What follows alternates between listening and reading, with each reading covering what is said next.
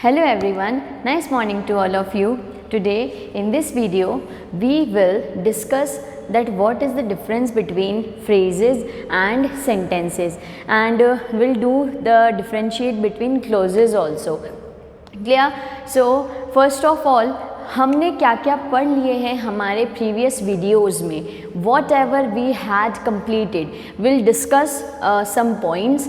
First of all we had completed the sentences, the define of sentences. हमने ये समझा कि सेंटेंस क्या होते हैं, वाक्य क्या होते हैं. And after that types of sentences, that means हमने पढ़ा डिक्लेरेटिव सेंटेंसेस जिसको हम कहते हैं स्वीकारात्मक या कथात्मक वाक्य कहते हैं. इम्पेरेटिव सेंटेंसेस आज्ञासूचक वाक्य, इंटेरोगेटिव सेंटेंसेस प्रश्नवाचक वाक्य, एंड एक्सक्लेमेटरी सेंटेंसेस विस्मयादि बोधक. एक हमने देखा था optative sentences. Clear?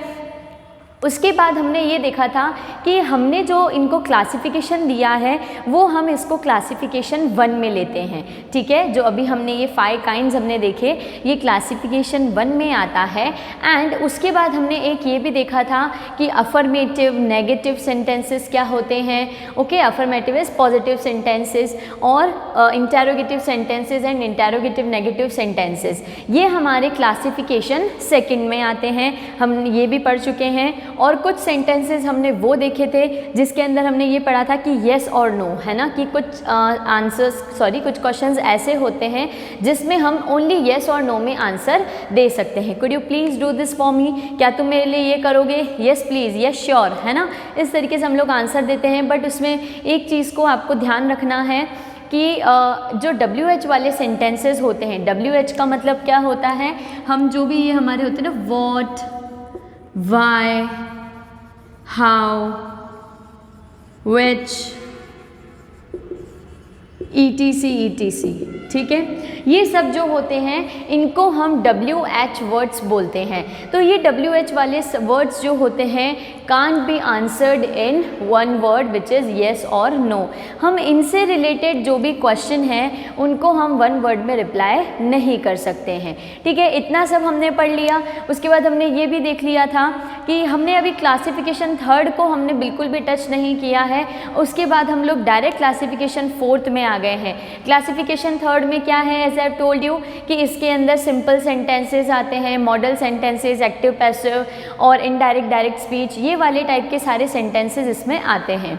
And classification 4 में हमने देखा simple sentences, complex sentences and compound sentences. Today in this video हम देखेंगे कि फ्रेज और सेंटेंसेस में डिफरेंस क्या है.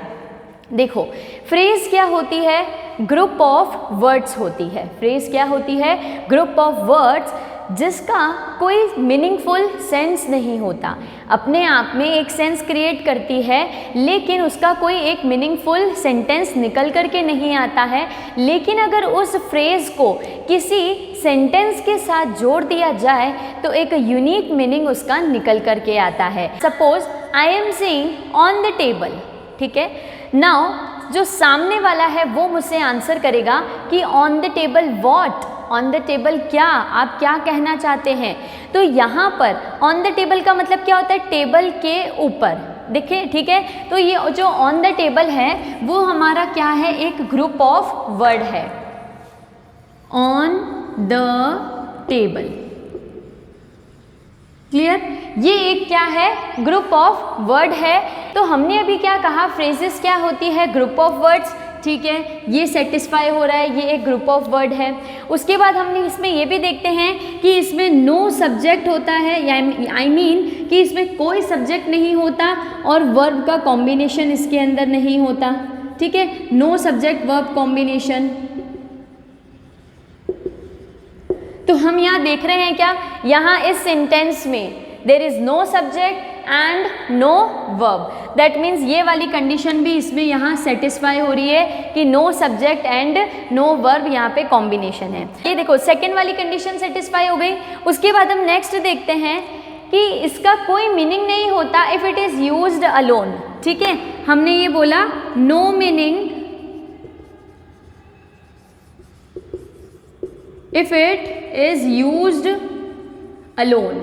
अगर इसको अकेले ही यूज़ किया जाए तो इसका कोई मीनिंग नहीं होता है। ऑन द टेबल, बस टेबल पर क्या, इसका कोई मीनिंग निकल करके नहीं आ रहा है।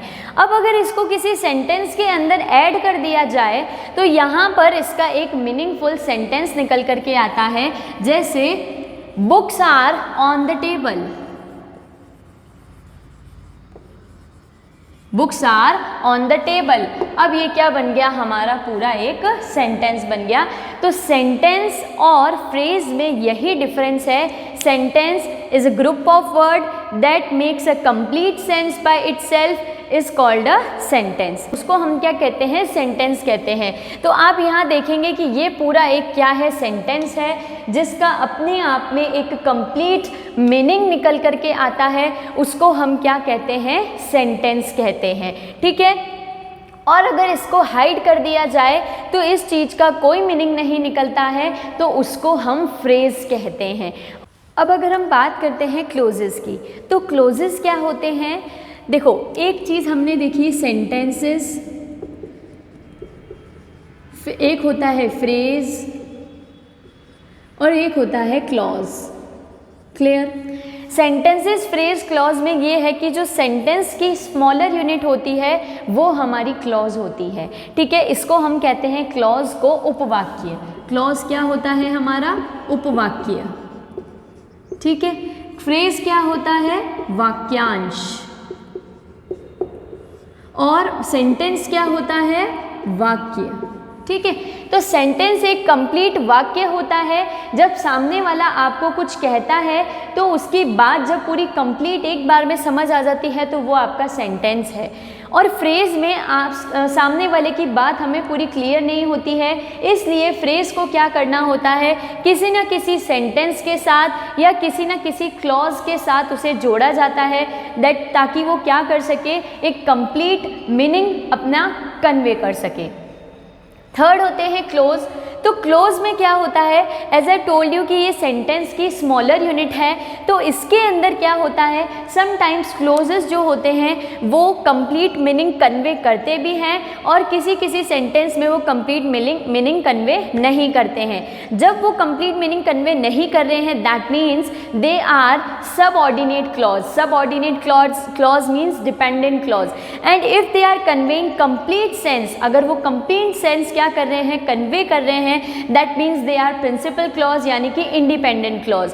तो ये दो हमारे क्लॉजेस के पार्ट होते हैं, इसलिए हम कहते हैं कि क्लॉजेस कभी कभी कंप्लीट मीनिंग देते भी हैं और नहीं भी देते हैं। अगर वो दे रहे हैं, आई एम रिपीटिंग, दे रहे हैं, दैट मीन्स इंडिपेंडेंट यानी प्रिंसिपल क्लॉज, ये दोनों सेम हैं। और नहीं देते हैं, that means dependent subordinate clause. And you will be cleared with the words dependent, है ना। डिपेंडेंट का मतलब निर्भर होना, है ना। तो जहाँ वो डिपेंडेंट है, दैट मीन्स उसका एक कंप्लीट मीनिंग निकल के नहीं आता है। एग्जाम्पल लेते हैं हम लोग, व्हेन आई केम होम, ठीक है, या व्हेन आई केम हियर, जब मैं यहाँ पहुँचा। आपके सामने अगर इतनी सी कोई बात रखी जाए, जब मैं यहाँ पहुँचा, तो क्या समझ में आएगा, नहीं समझ में आएगा। तो ये एक डिपेंडेंट क्लॉज हुआ। उसको कंप्लीट करने के लिए, when I came home I saw you both were fighting, मैंने देखा कि तुम दोनों लड़ रहे थे। तो अब एक सेंटेंस क्या हुआ, कंप्लीट हुआ, हमें एक सेंस समझ में आया कि सामने वाला क्या कहना चाहता है। अब हम एक बार और फ्रेज पर फोकस करते हैं। फ्रेज में हमने कहा कि नो सब्जेक्ट वर्ब कॉम्बिनेशन होता है। अब हम क्या करते हैं, कुछ एग्जाम्पल्स देखते हैं किसके, फ्रेजेस के। देखो, अगर मैंने बोला इन द इवनिंग,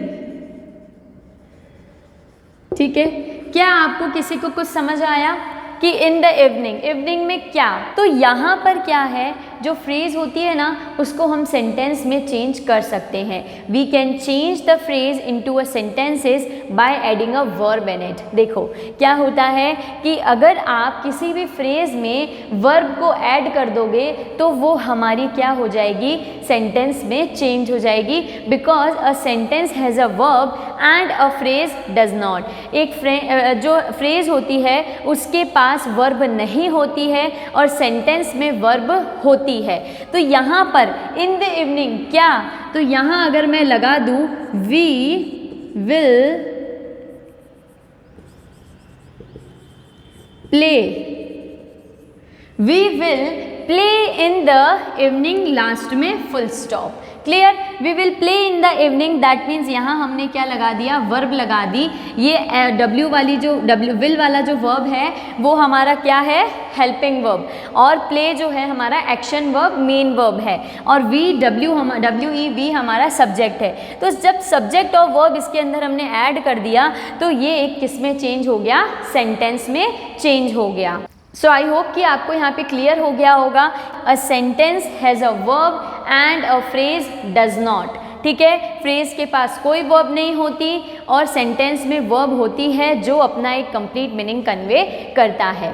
सो यहाँ पर हमने फ्रेजेस, क्लॉज और सेंटेंसेस क्या होते हैं, तीनों में क्या डिफरेंस है, एक बार बहुत छोटे से वे में रिकॉल कर लेते हैं। सेंटेंसेस की स्मॉल यूनिट होती है क्लॉजेस, और क्लोजेस कभी सेंटेंस एक कंप्लीट मीनिंग कन्वे कर भी सकते हैं और कंप्लीट मीनिंग नहीं भी करते हैं। ठीक है, बिकॉज जब भी वो क्या है, स्मॉलर यूनिट ऑफ सेंटेंसेस है। और phrases only group of words होते हैं।